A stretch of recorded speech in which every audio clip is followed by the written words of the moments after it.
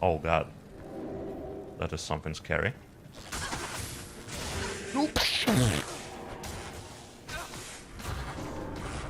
What the f-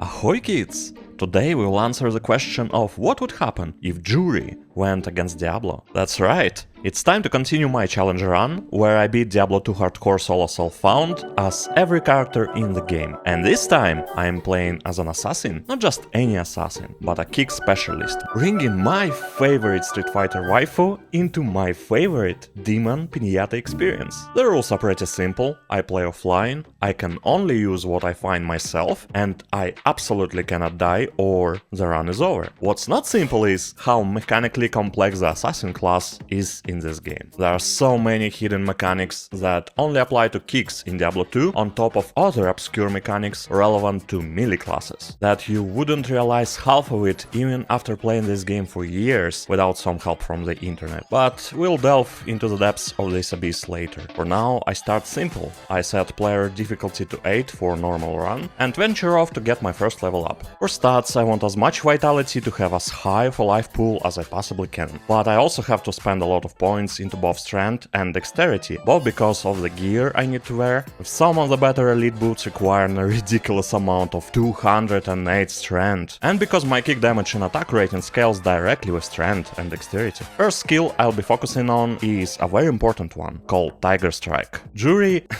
Assassin has a unique system of charges, with some of her martial arts skill creating up to 3 charges, which you can release with your kicks for some powerful effects. Sounds familiar, right? Tiger Strike increases your kick's physical damage by a huge amount, which in combination with another skill called Dragon Tail will allow us to create local nuclear explosions with our kicks.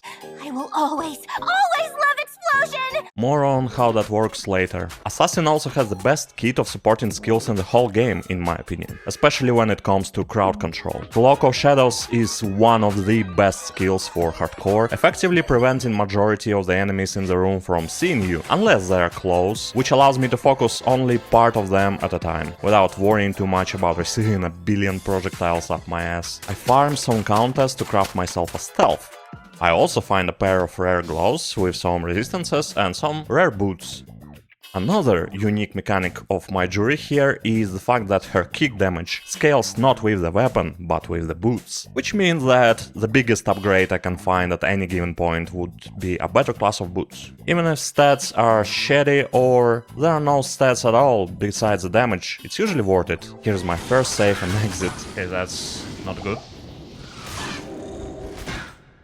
Welcome to hardcore. And I get the second most important skill of my build, Dragon Tail. How it works is, it does physical damage to your main target and then explodes around it for a huge amount of fire damage based on how much physical damage was done. Which means if I do 0 damage to a physical immune, the explosion also does nothing. And Daryl goes down easy and I proceed to Act 2, where I hire a Merc with a Blessed Aim Aura, increasing my attack rating. Especially important for an assassin here, since I need to actually stack up my charges before doing any damage, so if I keep missing, it will slow me down considerably. I also craft melees for him immediately for some additional damage, also some runes into a socketed armor just to make him die less. Radamant drops me a Negerling with attack rating and magic find, very nice early on. I saved the Imbue from Act 1 until now to find some boots with more damage first. No move speed as usual, but quite decent otherwise. I also get 2 new very important skills. First one is Fade,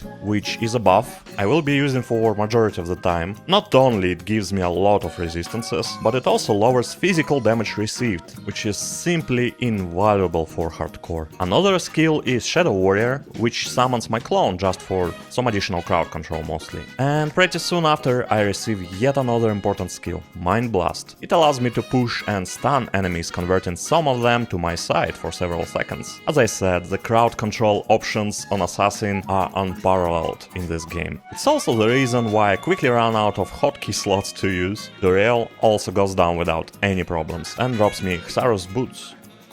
Act 3 opens up with another Negerlin, so now I can wear them both Macedonian style. And yet another new skill, Dragon Flight, a smoker's version of teleport, allowing me to teleport to an enemy only. Still great for mobility, and I won't have to bother with constant repairs. I skip describing majority of the fights for now because my explosive damage is so high and I have so many defensive options that I barely encounter any resistance at all. In the sewers, I find rare light-plated boots. Higher class means more damage. Conceal goes down to the power of my kicks, and so does Mephisto. In Act 4 I unlock a new skill, Shadow Master, which is an alternative version of Shadow Warrior. Mostly they're different in that Shadow Warrior uses your current skills, while Shadow Master can leverage almost every assassin skill, regardless of your build. There are certain situations where Shadow Warrior might be preferable, but in my case I want the Shadow Master instead of because she will have more elemental damage. Even a little bit can go a long way against double immunes later on. Plus, she uses crowd control skills more often, as far as I'm aware. The only dangerous moment before Diablo happens when I meet the pack of pit lords with multi-shot.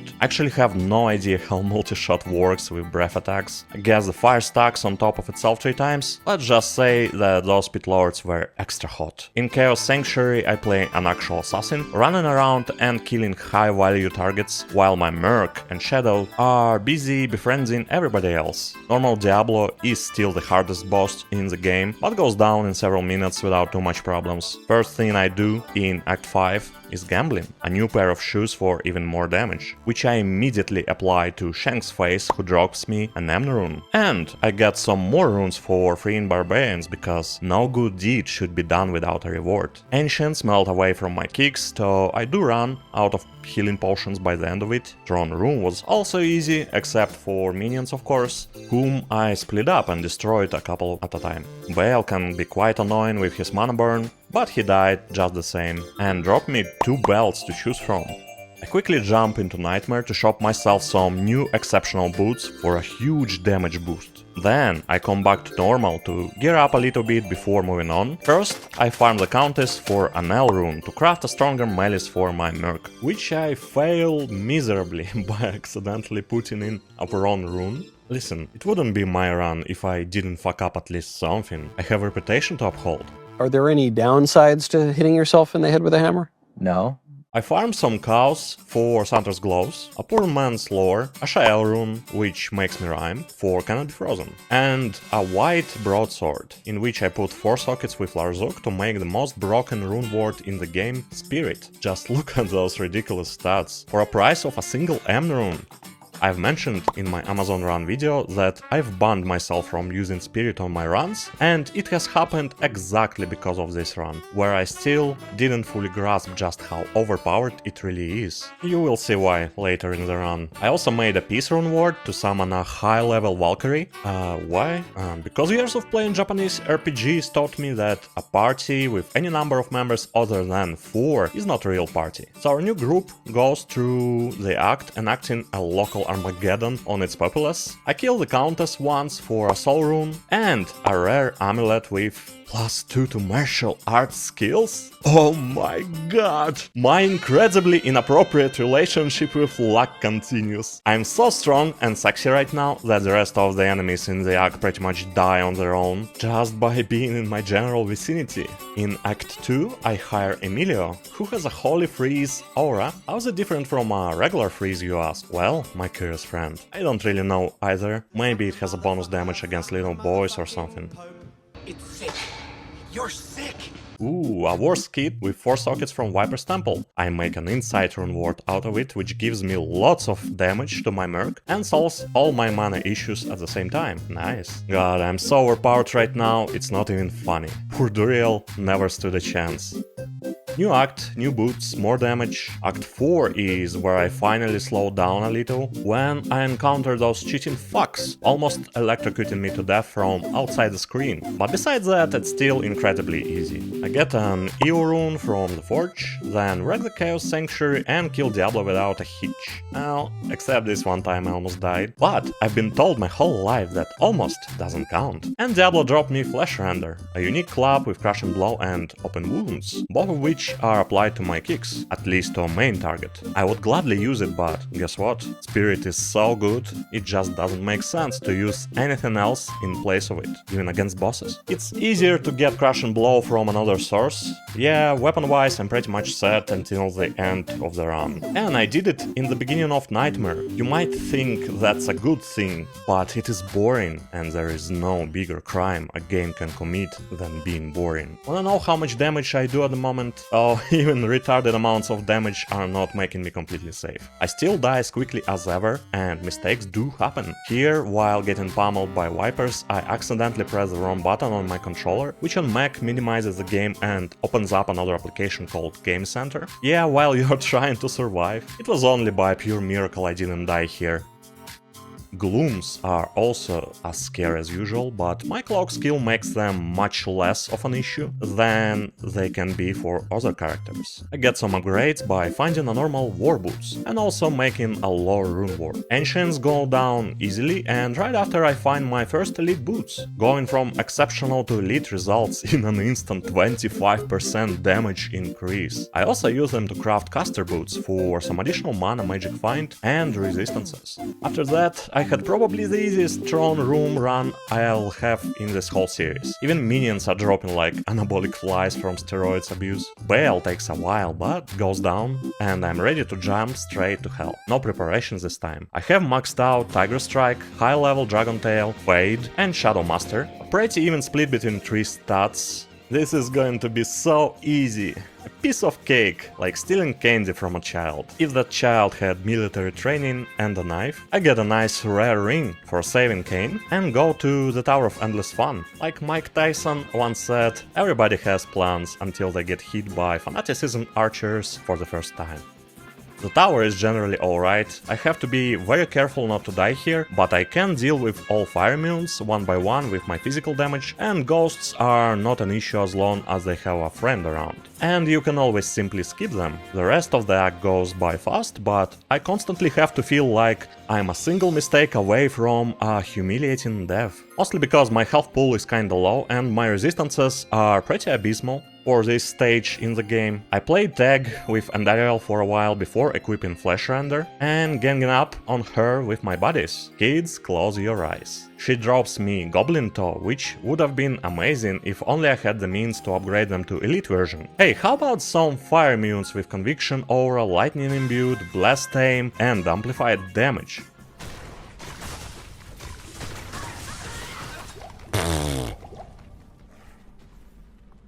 How the fuck am I going to survive hell like this?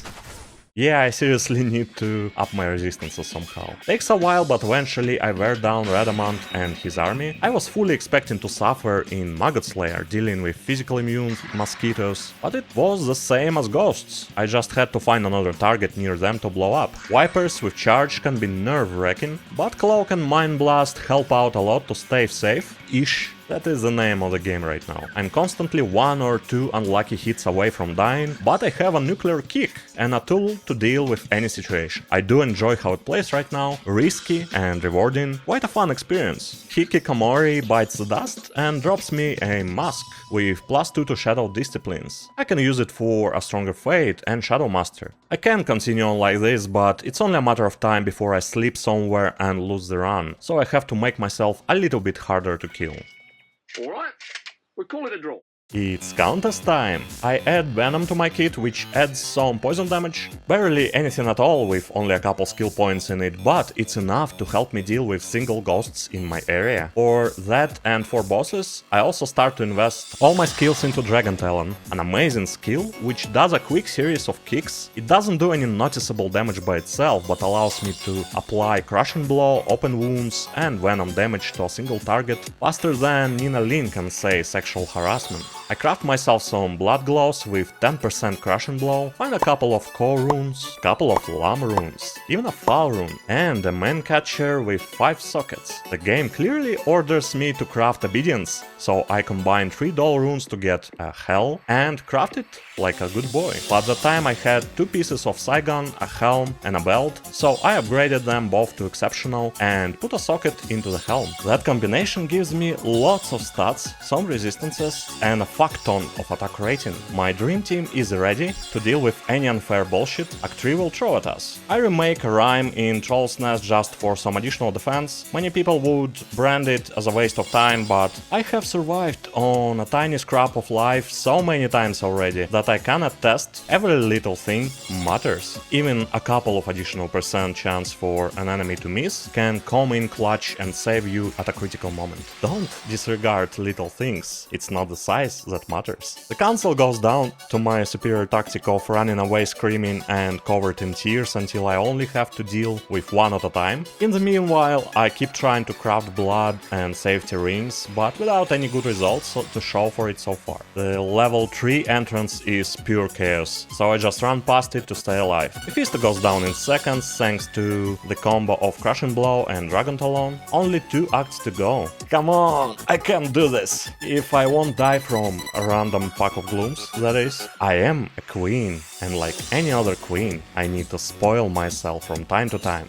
So I craft myself a hustle armor or a little bit of additional protection, but mostly to run around like I'm on meth without actually using it. Act 4 is miserable as usual, but I still do so much damage that it's mostly a matter of survival. Here's when I accidentally press the home button again, minimizing the game at the worst possible moment. I have no idea how I survived that. Maybe luck favors the dumb. Yeah, it's all luck. Always the luck. So much luck.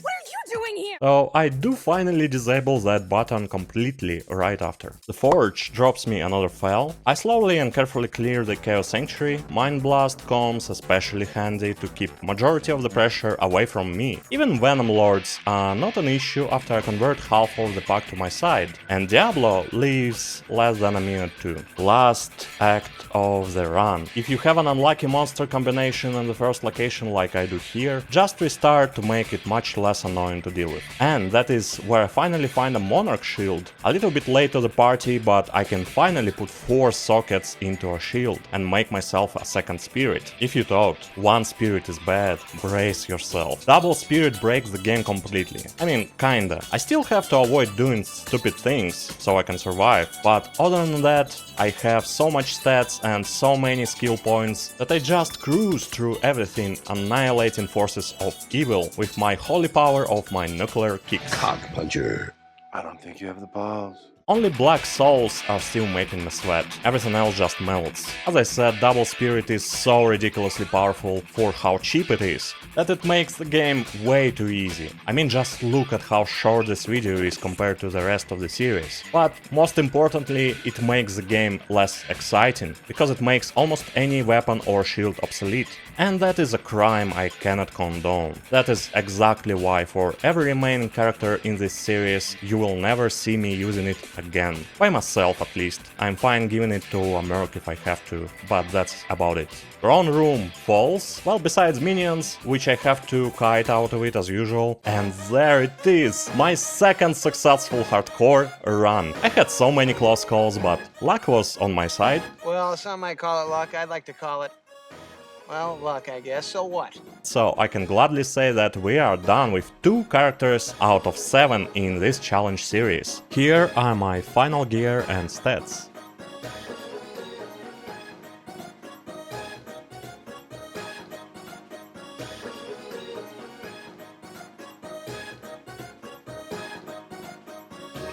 Come back anytime, weirdo.